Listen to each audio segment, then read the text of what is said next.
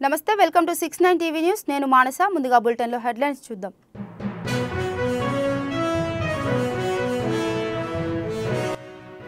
తెలంగాణ ప్రభుత్వం కీలక నిర్ణయం లగచర్ల భూసేకరణ నోటిఫికేషన్ ఉపసంహరించుకుంటూ ఉత్తర్వులు జారీ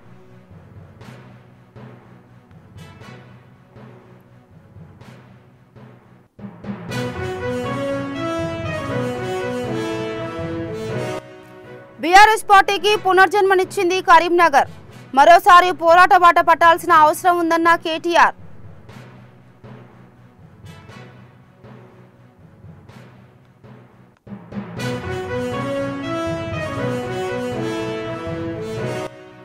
ప్రతిదాన్ని విమర్శించాలని ప్రతిపక్షాలు అనుకుంటున్నాయి ప్రజలను తప్పుదోవ పట్టించేందుకు యత్నిస్తున్నాయన్న భువనగిరి ఎమ్మెల్యే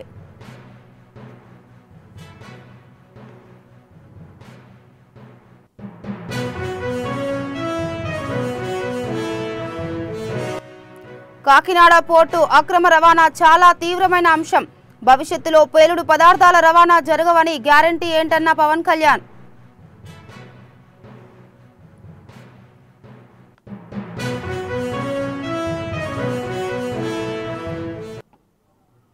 ఇక డీటెయిల్స్ కెళ్తే తెలంగాణ ప్రభుత్వం కీలక నిర్ణయం తీసుకుంది లగచర్ల భూసేకరణ నోటిఫికేషన్ ఉపసంహరించుకుంది ఫార్మా విలేజ్ల కోసం ఇచ్చిన భూసేకరణ నోటిఫికేషన్ ఉపసంహరిస్తూ ఉత్తర్వులు జారీ చేసింది లగచర్లలోని 580 మంది రైతులకు చెందిన 632 ఎకరాల భూసేకరణ నోటిఫికేషన్ను ప్రభుత్వం ఉపసంహరించుకుంది ఆగస్టు 1న తెలంగాణ ప్రభుత్వం ఈ నోటిఫికేషన్ను జారీ చేసింది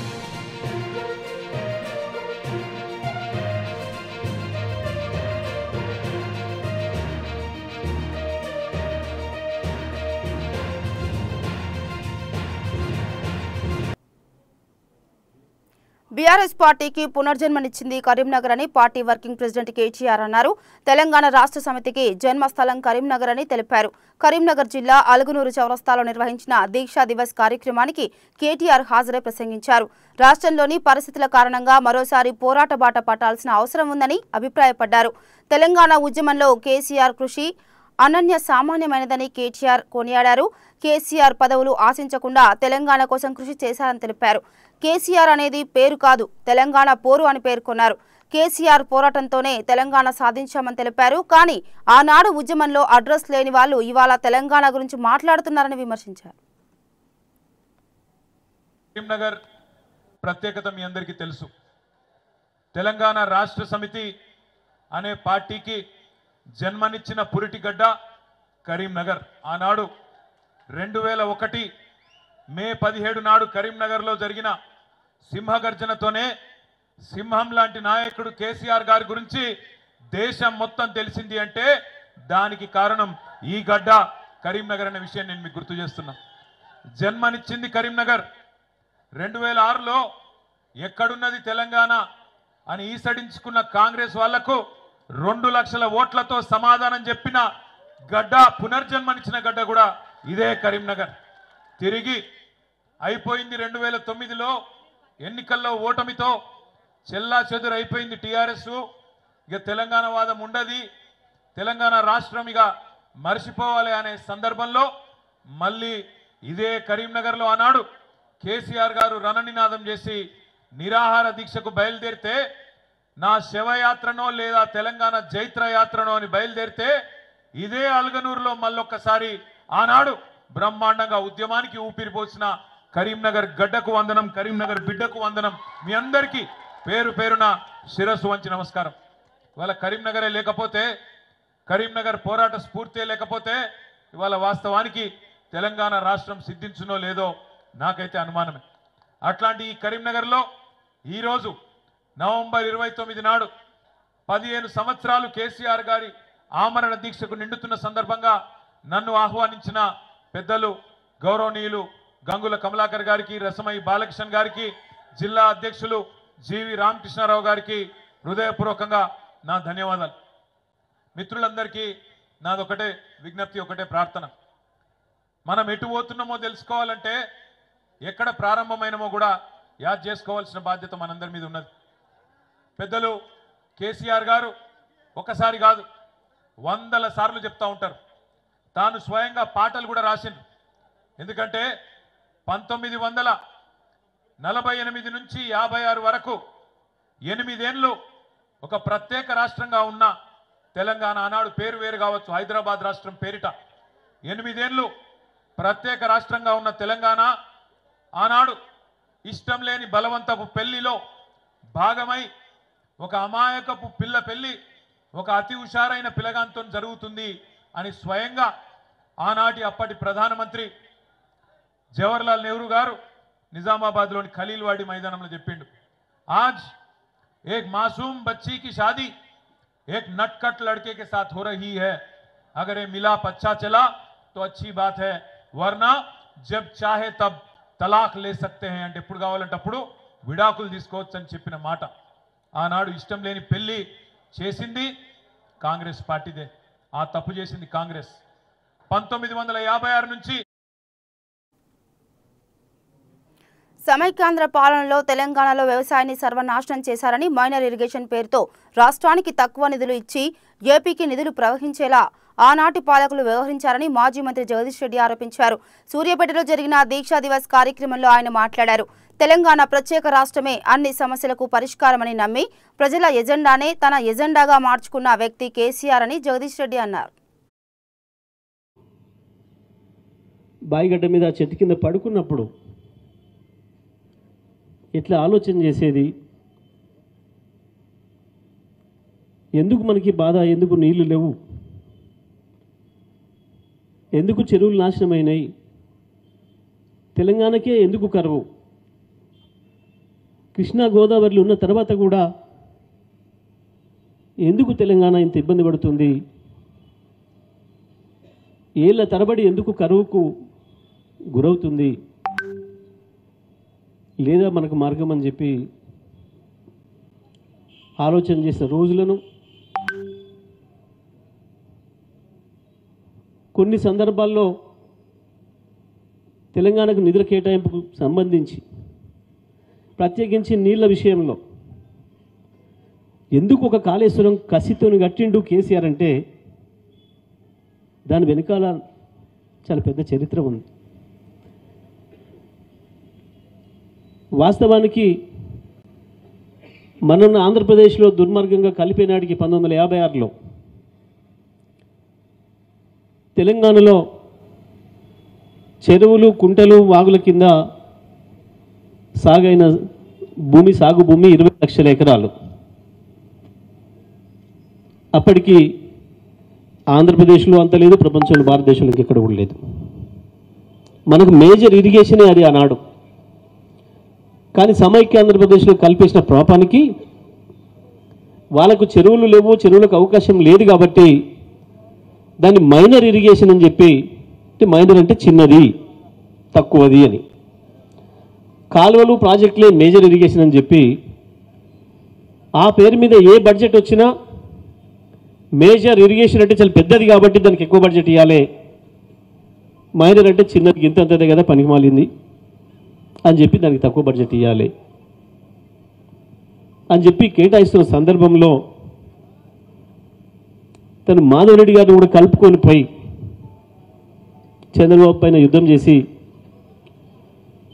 అసలు తెలంగాణలో మేజర్ ఇరిగేషనే చెరువులు, కుంటలు.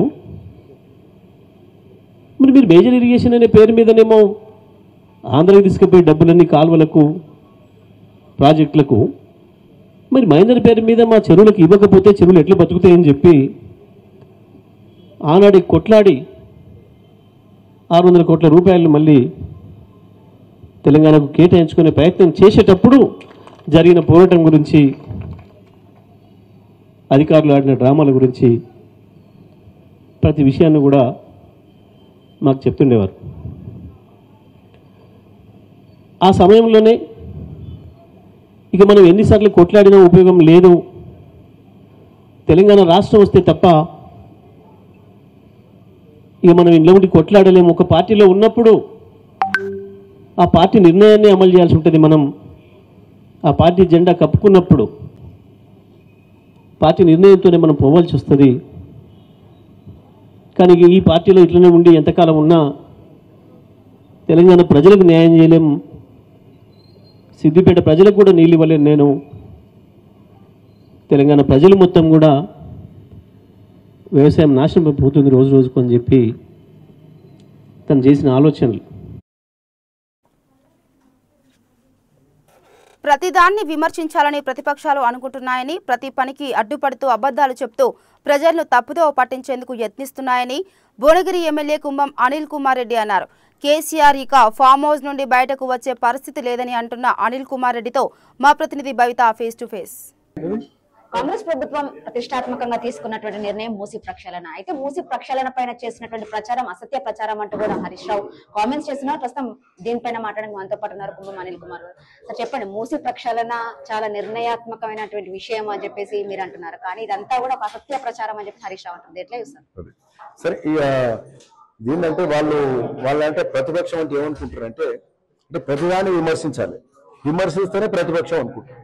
ప్రతిపక్షం అంటే అది కాదు. ప్రభుత్వానికి ఎంత బాధ్యత ఉందో ఈ రాష్ట్ర ప్రజల మంచి చేయాలనేది ప్రతిపక్షానికి కూడా అంతే బాధ్యత ఉంటుంది. ప్రతిపక్షము ప్రభుత్వం సరిగ్గా చేస్తున్నప్పుడు దాని మీద ఒక కన్స్ట్రక్టివ్ క్రిటిసిజం చేయాలి, ఒక నిర్మాణాత్మకమైన విమర్శలు ఉండాలి తప్పితే ప్రతి పనికి అడ్డుపడే కార్యక్రమం చేస్తారు. ప్రతి పనికి అబద్ధం చెప్తూ అబద్ధాలు మాట్లాడుతూ ప్రజలను మభ్యపెట్టే కార్యక్రమం చేస్తారు. అంటే వీళ్ళకి ఏంటంటే ఓ సంవత్సరం పాటు ప్రభుత్వానికి దూరం అయ్యే వరకు వీళ్ళకు ఓకే లేకుండా పోయింది. వీళ్ళని ఎప్పుడు వాడేద్దాం, ఏం చేద్దాం, మళ్ళీ ప్రభుత్వానికి వద్దాం అనే ఆలోచన తప్పితే అట్లా చేస్తే ప్రజలు మెచ్చరు.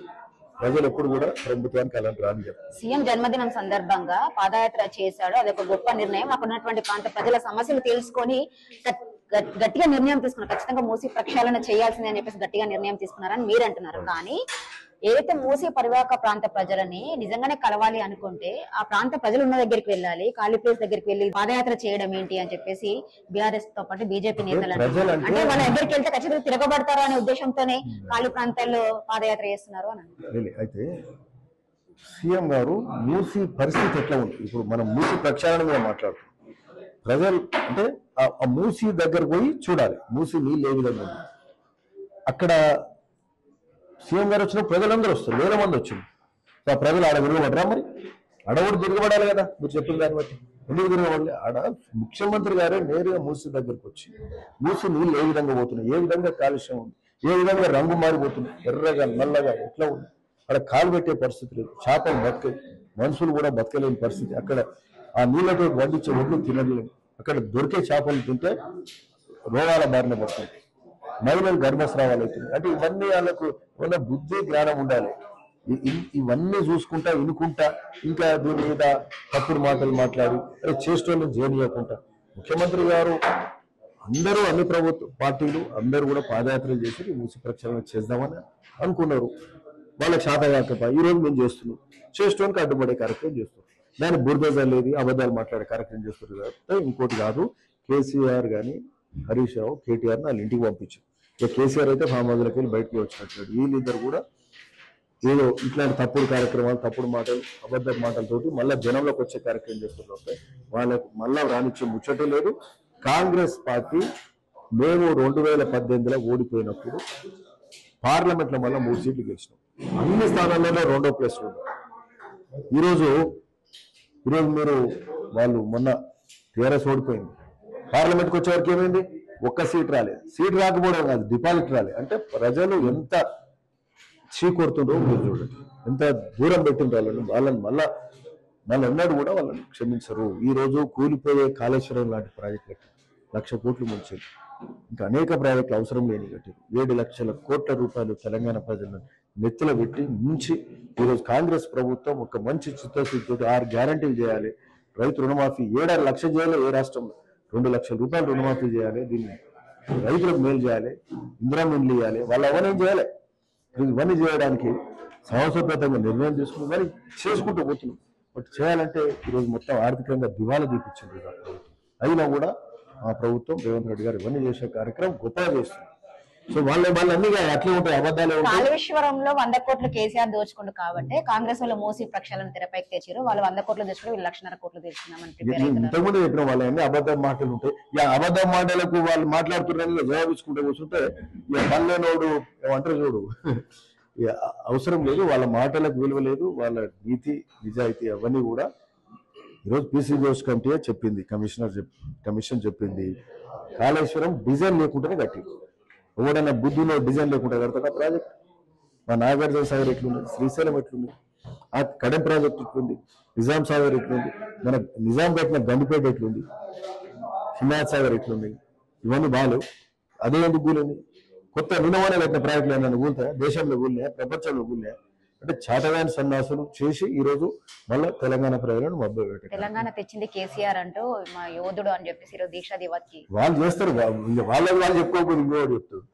వాళ్ళు చెప్పుకునే కార్యక్రమం చేస్తారు, మళ్ళీ ప్రజలలోకి వచ్చి మళ్ళీ మేము గొప్పలం అని చెప్పుకునే కార్యక్రమం చేస్తారు. కానీ తెలంగాణ ప్రజలు వాళ్ళని మళ్ళీ దగ్గరకు రానియరు, అది మాత్రం క్లియర్. ఇది మొత్తానికి తెలంగాణ ప్రజల వలన తరిమి ఇంటికి వేశారు. వాళ్ళు కేవలం ఫామ్ హౌస్ కే పరిమితం అయ్యారు అని చెప్పేసి అనిల్ కుమార్ యాదవ్ చెప్తున్న పరిస్థితి కనబడుతుంది. కెమెరా పర్సన్ శ్రీకాంత్, భవిత. కాకినాడ పోర్టు అక్రమ రవాణా చాలా తీవ్రమైన అంశమని డిప్యూటీ సీఎం పవన్ కళ్యాణ్ వ్యాఖ్యానించారు. బియ్యం అక్రమ రవాణా వ్యవహారం నేపథ్యంలో కాకినాడ పోర్టులో ఆయన తనిఖీలు చేపట్టారు. మంత్రి నాదెండ్ల మనోహర్తో కలిసి బోటులో సముద్రం లోపలికి వెళ్లి పరిశీలించారు.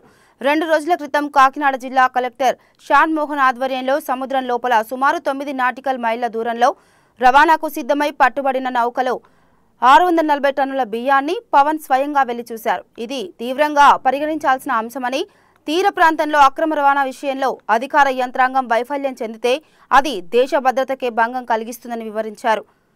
అక్రమ రవాణా చేస్తున్న బోటు ఓనర్లు, అక్రమ రవాణాకు పాల్పడుతున్న వ్యక్తులు, దీని వెనుకున్న వ్యక్తులపై కేసులు నమోదు చేయాలని, ఈ మొత్తం వ్యవహారం వెనుకున్న కింగ్ పిన్లను గుర్తించాలని పవన్ కళ్యాణ్ స్పష్టం చేశారు. పోర్టు నుంచి బియ్యం అక్రమ రవాణా జరుగుతున్నప్పుడు భవిష్యత్తులో పేలుడు పదార్థాలు అక్రమ రవాణా జరగవని గ్యారంటీ ఏంటి?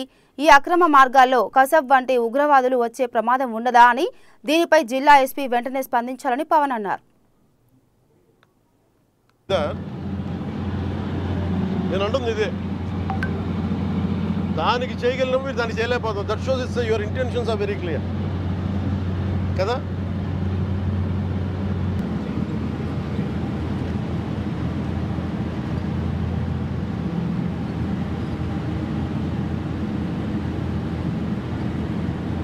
They find the easiest routes.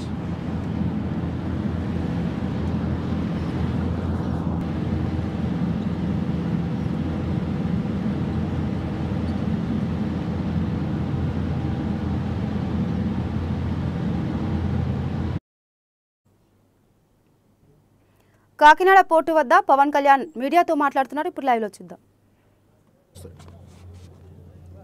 ఇది ప్రపంచంలో వివిధ ప్రాంతాలకి బియ్యం ఎగుమతి చేసే ఆ పోర్టులో చాలా కీలకమైనది. కానీ ఇంత పెద్ద పోర్టుకి ఇందాక మన ఈ కస్టమ్ వాళ్ళ సెక్యూరిటీ అధికారిని అడుగుతూ ఉన్నాను, ఎంతమంది ఉన్నారు మీ దగ్గర అంటే 1000 నుంచి 1100 లారీలు వెళ్ళే ఈ పోర్టుకి 16 మంది సెక్యూరిటీ. లారీకి ఎంతమంది ఉన్నారు మీరు అర్థం చేసుకోండి.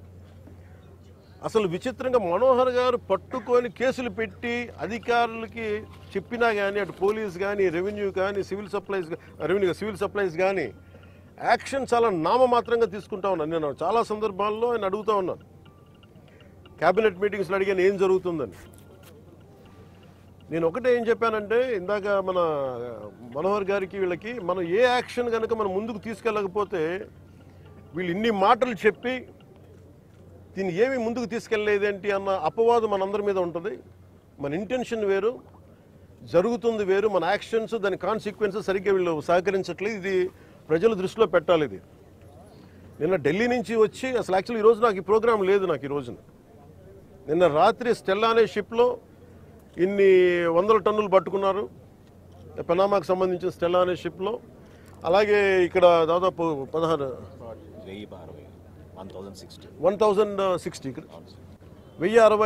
మెట్రిక్ టన్నులు ఇక్కడ పట్టుకున్నారు. ఇంత బలంగా సాక్ష్యాధారాలతో దొరికినప్పుడు దీన్ని ఎలా చేయాలని చూస్తే సమస్య ఎక్కడుంది అంటే, ఇది చాలా డీప్ నెట్వర్క్. ఇది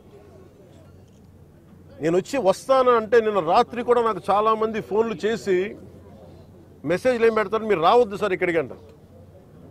మీరు ఎందుకు రాకూడదంటే ఒక 10,000 మంది జీవితాలు అతలాకుతలం అయిపోతాయని. పోర్ట్ అనేది it is meant for exports. Kakinada port కానీ ఏ పోర్ట్ అయినా కానీ అనుమతి ఇచ్చింది ఎక్స్పోర్ట్కి, అంతేగాని స్మగ్లింగ్ కాదు. స్మగ్లింగ్ మీద చేసే విధానంలో కూర్చోబెట్టి దానికి పర్మిషన్, దానికి లైసెన్స్ ఇవ్వాల.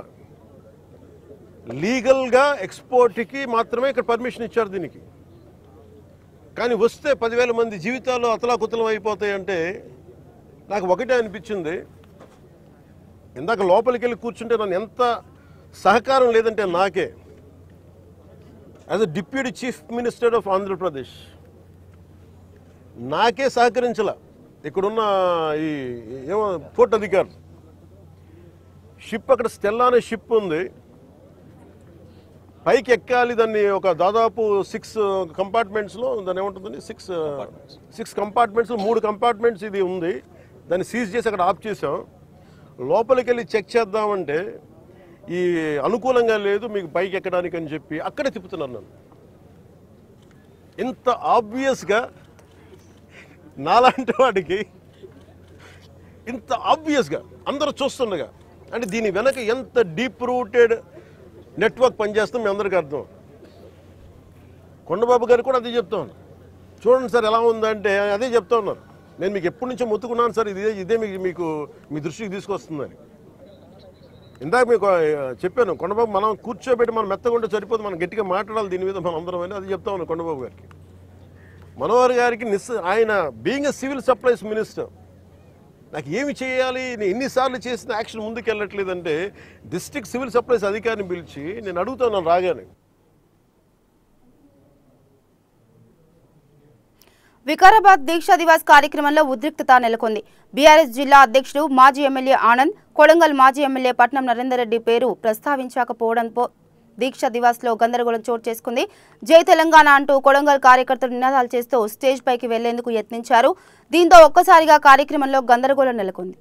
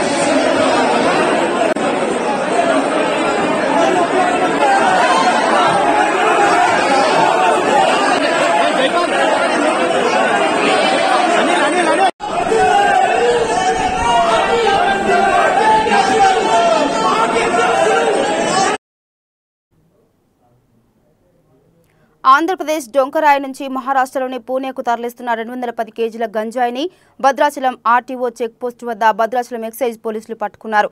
ఈ గంజాయి విలువ 53 లక్షలు ఉంటుందని పోలీసులు తెలిపారు. గంజాయితో పాటు 5 లక్షల విలువ చేసే కారు, 2 సెల్ ఫోన్లను స్వాధీనం చేసుకున్నామని చెప్పారు.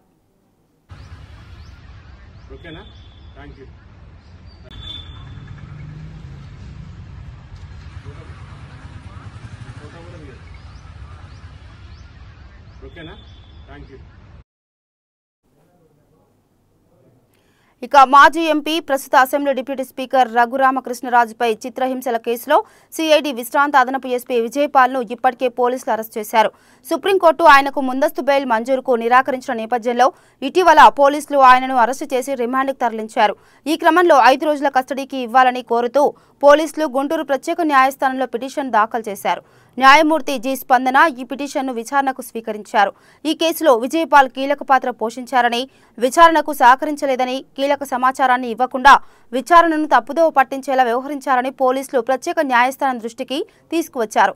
ఆయనను మరింత విచారించి ఈ కేసులో కుట్ర కోణంతో పాటు హత్యాయత్నం చేసిన విధానాన్ని కనుగొనాల్సి ఉందని పిటిషన్లో పోలీసులు పేర్కొన్నారు. విజయపాల్ తరఫున న్యాయవాది దీనిపై తాము కౌంటర్ దాఖలు చేస్తామని కోర్టుకు తెలిపారు.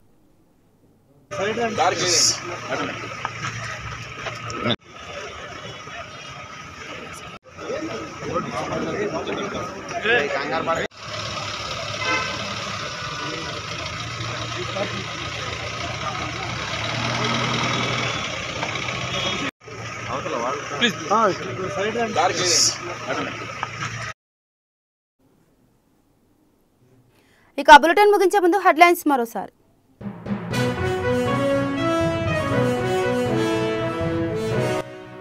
తెలంగాణ ప్రభుత్వం కీలక నిర్ణయం, లగచర్ల భూసేకరణ నోటిఫికేషన్ను ఉపసంహరించుకుంటూ ఉత్తర్వులు జారీ.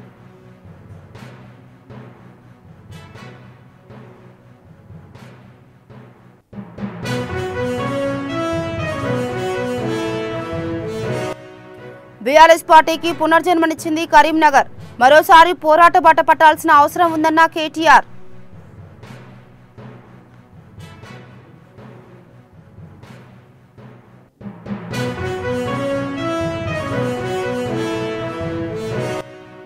ప్రతిదాన్ని విమర్శించాలని ప్రతిపక్షాలు అనుకుంటున్నాయి, ప్రజలను తప్పుదోవ పట్టించేందుకు యత్నిస్తున్నాయన్న భువనగిరి ఎమ్మెల్యే.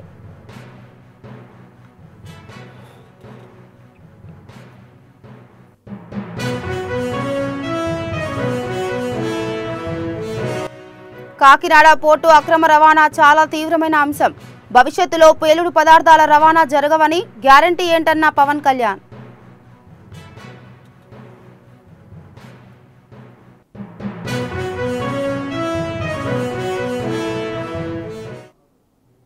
ఇవి బులెటిన్ అప్డేట్స్. నమస్తే.